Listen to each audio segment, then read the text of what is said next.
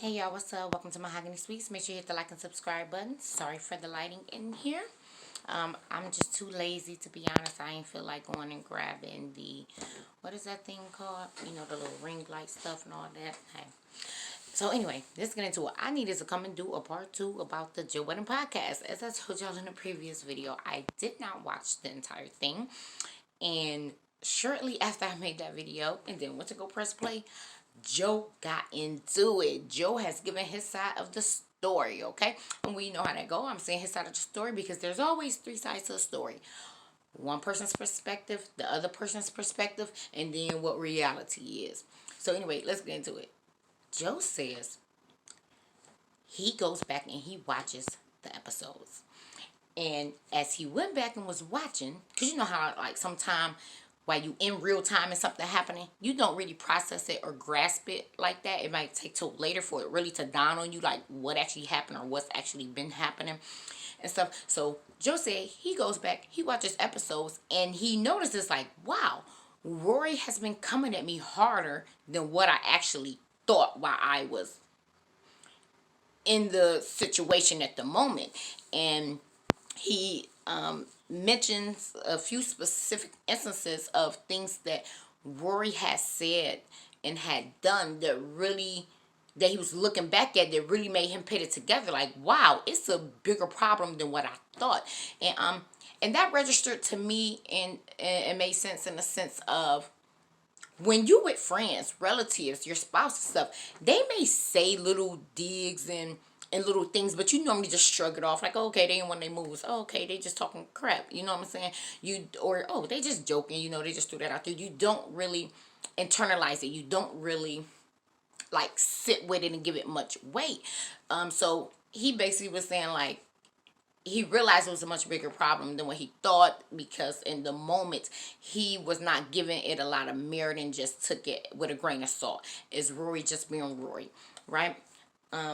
So he states that after going back and actually seeing it and realizing it was much bigger than what he thought, that he went to Rory and told Rory to take 2 weeks off.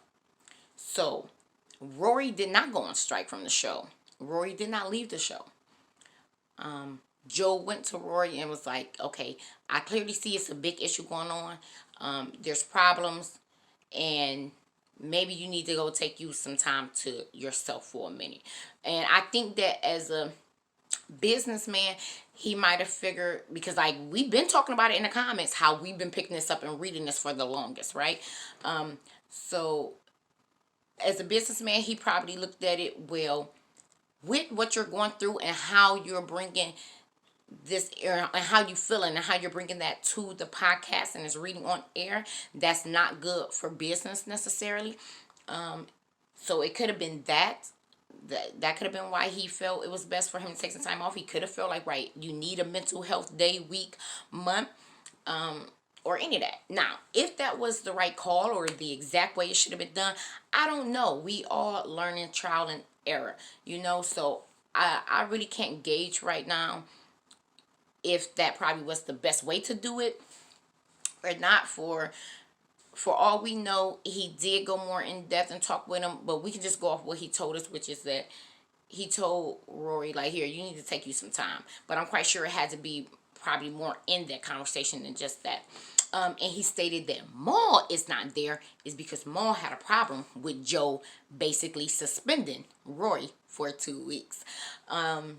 So Maul decided, hey, if he's sitting out, then I am too. Well, if you sending him home, I am too. Now, this is what I looked at. Parks stated that the conversation with Maul and Joe Budden got pretty heated, and that Maul's stance on it was Joe did not have the right to make the executive decision by himself to say that Rory should be at home for 2 weeks. And it kind of came across as Maul felt like this is something we all four should have sat down and discussed and made a plan about, or came to some type of resolve about. And like, once again, I appreciate both points of view. I understand Joe and saying like, okay, well, I'm the header of this.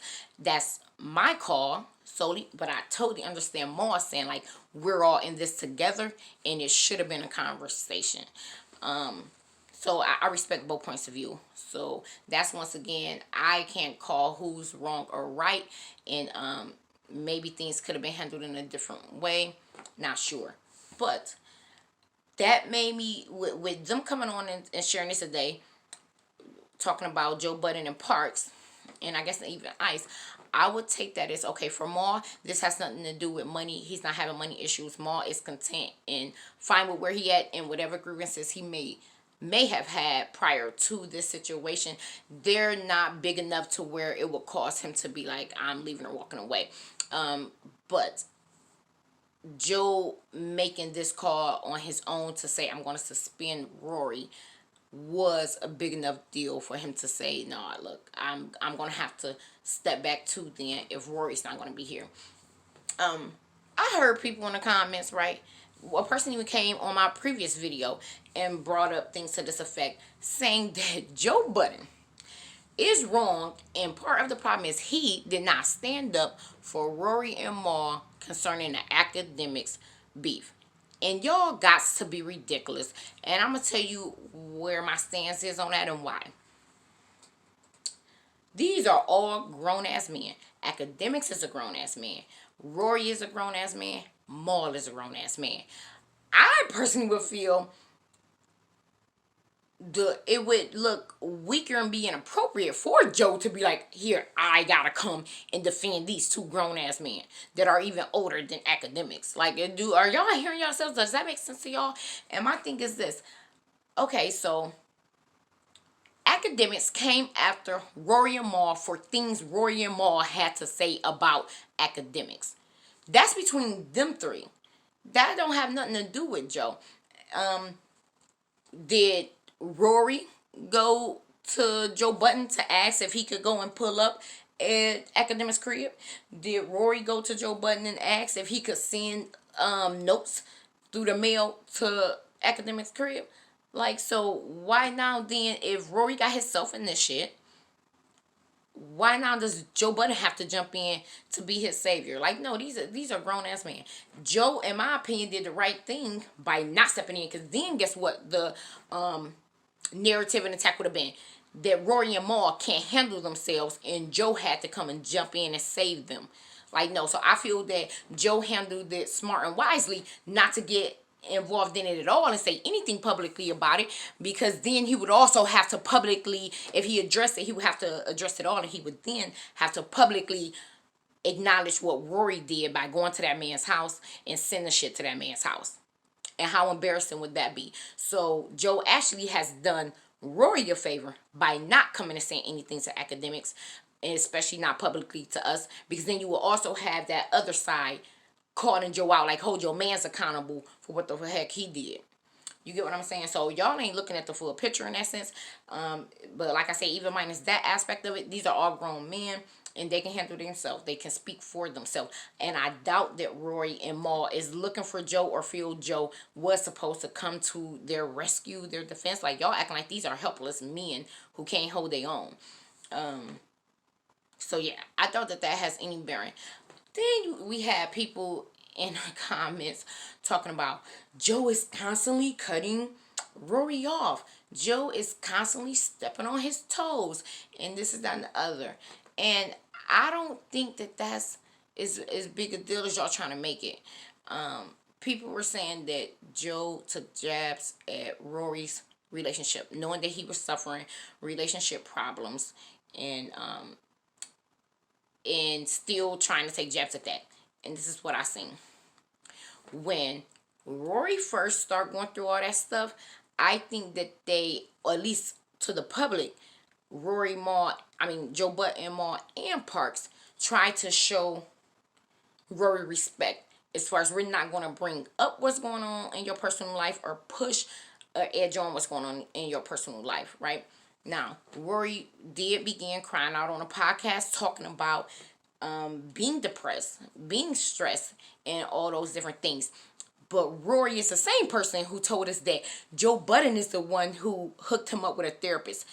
Whether he was the one who gave him the reference to a certain therapist or just the one who told him to get into therapy, they were not clear on that. But Rory said on a pod, like, do y'all be listening to these podcasts or is it only me? Rory has said and acknowledged and thanked Joe on air for hooking him up with therapy and that it was helping him and that he sees this therapist all the time. And Joe saluted him. So my thing is this. That tells me Joe is trying to be as supportive and as good a friend as he can, as he knows how to be. As far as the fact he said, okay, I want to respect this man boundaries. They all kept their mouths shut on that podcast while Rory was in the thick of his relationship problems.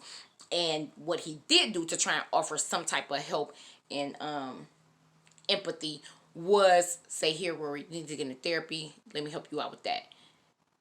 As Joe being his friend, I don't know what y'all wanted him to do, but what if that was the best that he could do? That is the most of his knowledge on knowing how to handle and interact in a relationship with someone struggling with problems. What if that's the best that he knew how to do? Is say, here, I'm not skilled or really equipped at this, but I know that therapy works and helps. I see a therapist. Here, bro, go get you some therapy. So, once again, y'all, I don't see y'all perspective on that aspect with the relationship problems. And I also look at it as, okay, later on, let's say, right, there's a couple of digs that Joe was intentionally trying to make digs at Rory's situation with his relationship. Well, if Rory constantly punching at Joe, constantly, because that's what I see more so of Rory punching at Joe versus Joe punching at him. You know what I'm saying? If Joe said, hey, I'm going to match you and then throw these couple of digs at you, since Rory is constantly nonstop throwing digs at him, then so be it. And Rory should be big enough to handle it. You big enough to throw the jabs. That's what my mom and my dad always told me. If you can dish it, you better be able to take it.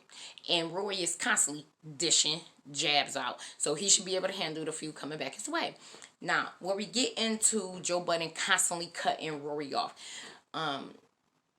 that is a personality character flaw that Joe has that y'all bring into his light. Hopefully he will learn how to manage that and adapt, which, like I said, from what I've seen as I watch the podcast, Joe is receptive to the things that we say, even if not to the things that his partners up there say. He's been receptive to what we say because he shows us on air that he acknowledges what we're requesting or what we're observing, and he tries to make adjustments to that. That's personally what I've seen. And don't get on here saying that I'm just all one-sided on Joe's side. It's just that certain things, I understand the logic more so behind him on this end versus Rory. Right now, I did empathize with Rory while Rory was going through his situation, but once again, we really did not know what was going on. A lot of us were speculating, like, okay, we know something that happened. Are they still together or are they not? Rory started making certain type of comments that gave us all the impression that, right, him and this girl are not together anymore. But that might not be the case. He has not told us if he's still with her or not. He has not told us if the engagement is off. Oh, I think he did turn around and tell us and hint to the fact that the engagement is off. But this is the other thing. You can't try and hold Joe accountable for everything that's going wrong in Rory's life.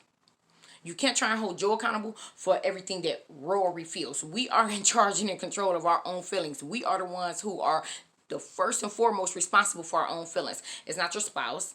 If you're a child, it is your parents' job because you're learning and they have to help you cope and navigate through life emotions and stuff like that. But as grown adults, the only person responsible for how we feel is ourselves. We're in control of that. If what I do feel is, yes, we need to hold Joe accountable where is due for him. But y'all are not doing Rory any justice by trying to treat him like this